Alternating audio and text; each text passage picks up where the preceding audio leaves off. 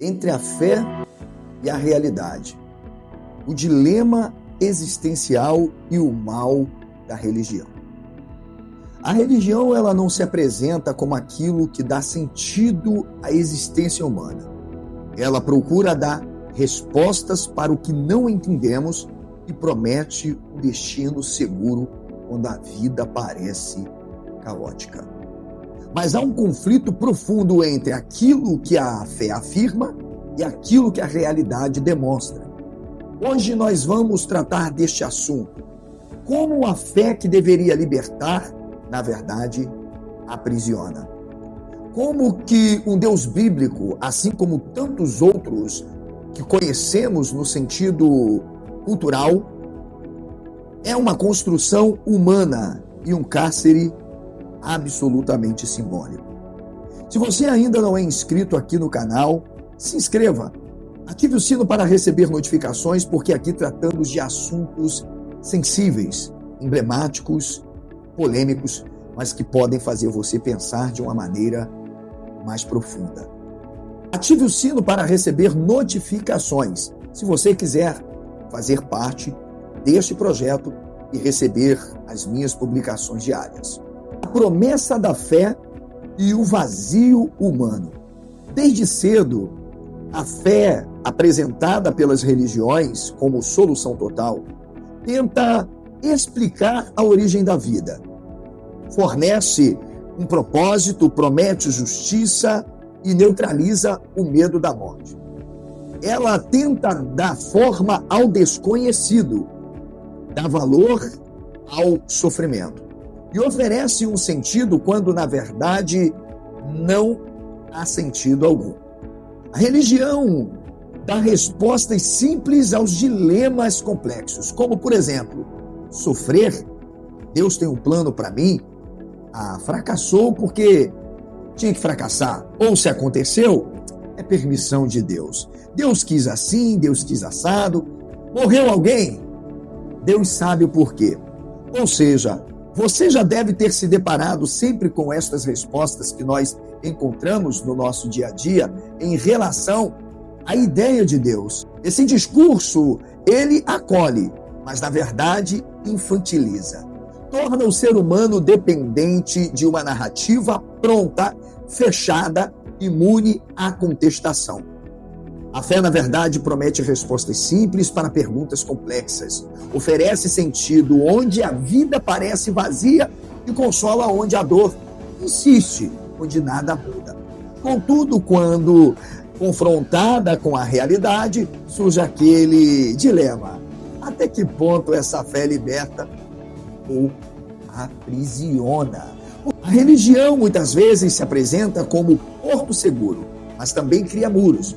Ela define verdades absolutas, controla comportamento, dita moralidades e molda identidades a partir do medo.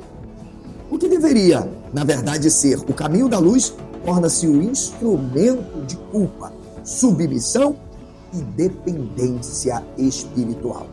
E aí entramos a um ponto crucial, quando a fé encontra a realidade. Isto é, ela não negocia com dogmas. A realidade exige evidência, contraste, experimentação, revisão. Quando o indivíduo amadurece intelectualmente, surge o dilema: até que ponto a fé liberta e quando ela se torna cativa? A fé liberta quando abre horizontes, quando permite vida, quando evolui moralmente, quando dialoga com o real? Ou, ainda que faça tudo isso, é possível dizer que a fé liberta? Ou, na verdade, podemos dizer que a fé, ela aprisiona. E ela aprisiona porque ela impede perguntas, ela não permite dúvidas. Ela aprisiona porque, na verdade, transforma a culpa em um método de controle. Ela define a autoridade, é isto mesmo, e quase sempre absoluta. Ela condiciona o indivíduo a um único pensamento. Ela dita identidades e comportamentos e ainda exige submissão inquestionável. E assim, o que, na verdade, prometia a leveza torna-se um peso existencial. Eu tenho lidado todos os dias, frequentemente, com pessoas de diversos segmentos religiosos que me procuram para desabafarem, para conversarem comigo o quanto estão num profundo dilema existencial e duvidosos acerca de sua própria fé. Nesse conflito silencioso entre o que nós desejamos acreditar e o que de fato vemos, nasce o mal da religião. Isto é, a interrupção do pensamento crítico, a negação do real, a fuga da autonomia e o bloqueio da maturidade existencial. Eu passei por isso, inclusive em 2014, quando, perguntado por que diversas traduções da Bíblia, por que tantos erros e discrepâncias, eu procurei então submeter a minha fé, o dogma, ao crivo da ciência e pesquisar para saber o que era a Bíblia. O resultado, como você viu, foi de um homem honesto, que acreditava piamente no Deus da Bíblia, como em tantas outras coisas, tendo a sua fé diluída diante de provas verossímeis e irrefutáveis de que a Bíblia é mais do que um livro de intervenção ideológica e controle social. Fé que não dialoga vira prisão. Realidade que não é compreendida vira angústia. Entre uma e outra, o ser humano busca autenticidade. Às vezes, é claro, rompendo, outras negociando, sempre tentando existir fora das paredes da crença. E aí vem a mais complexa de todas as perguntas. O mal da própria religião é um mal próprio? Então temos que dizer o que é o mal da religião. Quando o sagrado se torna cárcere, a religião institucionalizada ao longo da própria história se especializou em 3 mecanismos principais de aprisionamento. E eu quero te ajudar a se libertar a partir de agora. Primeiro é o controle moral. É a própria religião, seja qual for, que define o conceito de pecado, culpa e punição. É ela quem põe vergonha em desejos naturais. É a própria religião que secciona a vida entre o pensamento e o amaldiçoado. É a própria religião que secciona a vida entre o permitido e o amaldiçoado. O controle intelectual dogmatiza a resposta, interdita o pensamento crítico, transforma mistérios em certeza absoluta. E nem venha para cá dizer para mim, eu sou teólogo. Sim, eu sei, mas é lá, justamente naquele puxadinho de igreja com nome de faculdade de teologia, que você não é permitido pensar, porque afinal, ali, a tendência é sempre se inclinar para o sagrado e a afirmação de que a Bíblia é a palavra de Deus. Eu passei por lá. O controle psicológico, na verdade, esse instrumento de alimentação do medo da morte, o medo de perder o favor divino, cria uma dependência emocional. Assim, o indivíduo não acredita em Deus, ele acredita no medo de não tê-lo. A Bíblia, então, como um livro sagrado, ela é ou não um cárcere simbólico real? A Bíblia, ela não é apenas um livro religioso para quem acredita nisso. Não, ela é um programa ideológico, condiciona a identidade, comportamento, submissão, política e estrutura moral. Eu sou especialista em Antigo e Novo Testamento, em historiografia do Antigo Oriente Próximo, e eu tenho afirmado isso em diversos trabalhos. E, infelizmente, não há quem tente me refutar. Eu acho que é quase impossível diante das evidências que nós temos sobre a própria Bíblia. Por que ela é, então, um livro de cárcere? Primeiro, porque a Bíblia estabelece uma relação vertical entre o homem e a divindade. Um manda e o outro obedece. Aliás, manda quem pode, obedece quem tem juízo. Ou manda quem pode e obedece quem não tem juízo. Porque a própria Bíblia legitima a violência como justiça divina. Porque divide a humanidade entre 2 grupos, os eleitos e os rejeitados, até quase predestinados. A Bíblia também define o mundo em binários, ou seja, salvos e condenados, santos e profanos, nós e eles. Aliás, a Bíblia, que era para unificar a humanidade, ela divide, segrega e, em muitos casos, ela até mesmo perverte. Ou seja, Estamos diante de um profundo e antagônico caso inexorável de contradições sobre Deus, moral e vida. Por que então interpretar a realidade à luz da Bíblia? Se é que se pode interpretar à luz da Bíblia. Bem, se eu duvido, eu peco. Se eu questiono, afronto a divindade. Se eu busco autonomia, me afasto de Deus. Será isso? Mas quando nós perguntamos isto de forma geral e historicamente, com racionalidade e cientificidade, quem escreveu a Bíblia? Por que escreveu? A mando de quem? Por qual interesse? As respostas são quase sempre avassaladoras. É aí que entra o nosso trabalho acadêmico como especialistas. Descobrimos que a Bíblia nunca relatou nada sobre Deus e Deus algum. Ela relatou a vontade dos homens sobre outros homens. Sem o aparato mitológico, ela apenas é um documento político. Talvez você então, que chegou aqui, é religioso, católico, protestante, não importa o teu segmento, diga assim para mim: mas o Deus bíblico, ele se manifesta na Bíblia como todo-poderoso, agindo, intervindo, as coisas, inclusive, naturais e complexas. Bem, e os outros deuses? Diferenciam do Deus da Bíblia? O Deus da Bíblia é superior aos outros deuses?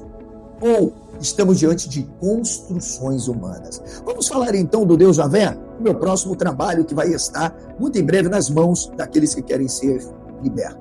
Antes de Javé, vamos pensar assim: nós tivemos um Deus chamado El, que era o todo-poderoso do Supremo Cananeu. No meu trabalho, A Guerra entre os Deuses, como o Javé se tornou Deus da Aliança, você vai poder aprender sobre isso. O Baal, tão conhecido Baal, temido Baal, o Senhor das tempestades. Por que não pensarmos no Marduk? Marduk, o Deus legislador babilônico. E o Ra, o Deus Sol divinizado. Ou pensemos em Zeus, o pai dos deuses. Mas quem sabe te agrade um pouco pensarmos em Assur, o patrono da Síria. Entendi. Todos surgiram para explicar o inexplicável. Todos justificaram poder, guerra e controle. Todos legitimaram reis e sacerdotes e impérios. Porque, na verdade, eles não são deuses. São os homens heróis controlando o mundo. E todos desaparecem quando deixaram de ser úteis. A pergunta, então, ela é muito mais agora filosófica do que teológica. E ela é muito simples para você que continua insistindo num mundo de fantasia. Se todos os deuses de ontem, eles na verdade eram humanos, por que os de hoje seriam diferentes? Se os heróis foram divinizados, os homens é quem atribuíam poderes sobrenaturais aos homens por meio de seus atributos, porque hoje é preciso acreditar que os deuses se tornaram homens. Tipo, enarque, enrologos, em proston teon, kaiteos, enrologos. A religião atual é mais verdadeira do que as outras? Ou ela é apenas a última do estágio de uma metamorfose? Entendi. Vamos falar então dessa contradição moral da existência divina? Sim, se Deus existe, por que ele permite o sofrimento injusto? Seja ele qual for. É simples, não é só o Deus da Bíblia, o Deus do Alcorão, o Deus do Bhagavad Gita, não importa. Por quê? Porque beneficia o mal e abandona o justo. Porque precisa ser defendido. Porque depende de livros, templos, cleros, ofertas e ameaças. A contradição ela ainda é muito maior. Quando você pergunta, se Deus é perfeito, por que exige adoração?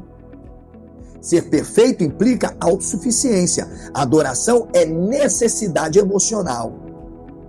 Logo, um ser perfeito não precisaria de culto. A divindade bíblica, inclusive o Deus chamado Javé, quando analisada logicamente, eu não estou nem falando historicamente, arqueologicamente, ela comporta-se como um governante humano projetado no cosmos. E aí, nós temos que concluir com a fatídica verdade. Entre a fé e a realidade, só existe um conflito silencioso. A fé acolhe a realidade e liberta. A religião promete luz, mas muitas vezes constrói muro. O dilema existencial não é sobre acreditar ou não, mas sobre não aceitar respostas prontas, não terceirizar a consciência e não viver prisioneiro das narrativas. Porque, no fundo, meu amigo, o ser humano não busca por Deus, busca sentido, segurança e pertencimento. Ou, quem sabe, talvez, a própria liberdade esteja em compreender que em nenhum livro, nenhum dogma, nenhum sacerdote, pastor, vice-deus, pode fornecer a resposta tão importante para a nossa existência. A realidade continua sendo o lugar onde a vida acontece com o sem fé.